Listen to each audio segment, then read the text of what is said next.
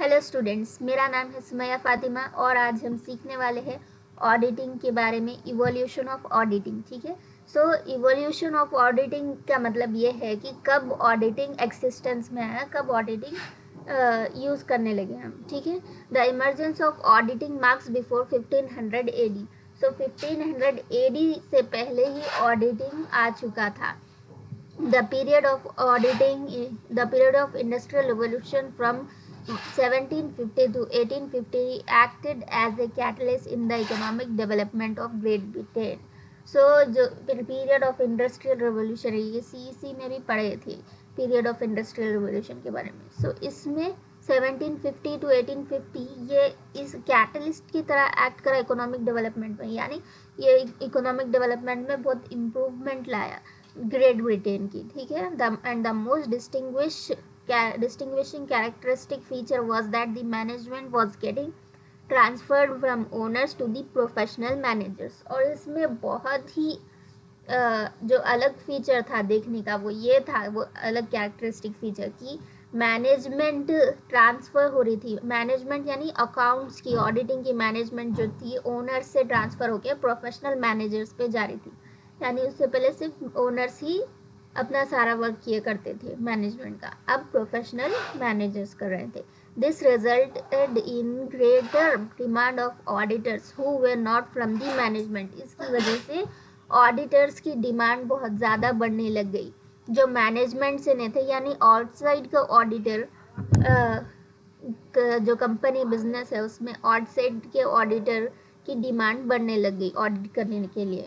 And where concern not only with finding out the clerical errors but also the frauds of the management. और वो concern थे सिर्फ वो सिर्फ इस बात से कंसर्न नहीं थे कि क्लैरिकल एरर्स फाइंड आउट करे, कोई अकाउंट में एरर एंट्री हो गई वो ही फाइंड आउट करने के लिए नहीं, बल्कि अगर कुछ फ्रॉड्स भी है मैनेजमेंट के तो वो भी ऑडिटर्स फाइंड आउट करते थे।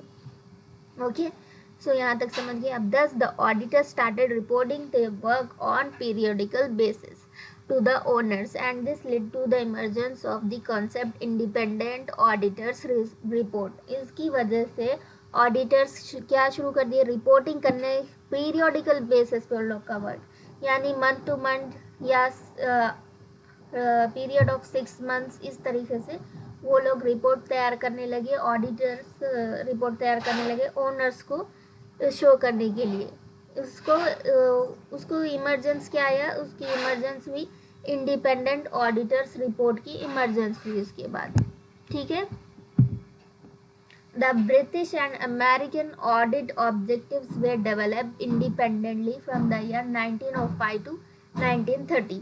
ब्रिटिश और अमेरिकन दोनों के ऑडिट ऑब्जेक्टिव्स डेवलप होने लग गए थे सेपरेटली। ब्रिटिश अपने ऑडिट ऑब्जेक्टिव अलग बना रहे थे और अमेरिकन अपने ऑडिट ऑब्जेक्टिव अलग डेवलप कर रहे थे 1905 से 1930 तक। ठीक है, the audit objective of USA slowly changed in this period from identifying the frauds to that of reporting the actual condition of an entity।